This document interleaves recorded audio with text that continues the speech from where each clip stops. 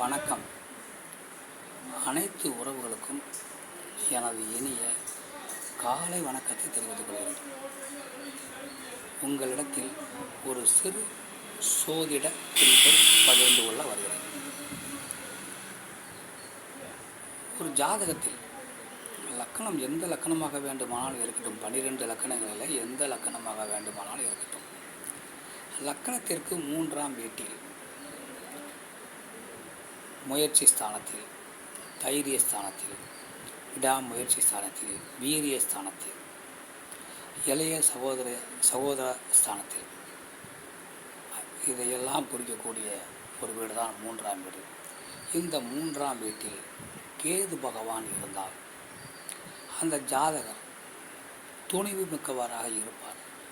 ஆனால் அவரது சகோதரர்கள் சகோதரிகள் அவர் மீது பகை கொண்டு கருத்து வேறுபாடோடு எதிர்ப்பு நிலையில் அவரை ஒரு பகையாளியாக பார்ப்பார்கள்.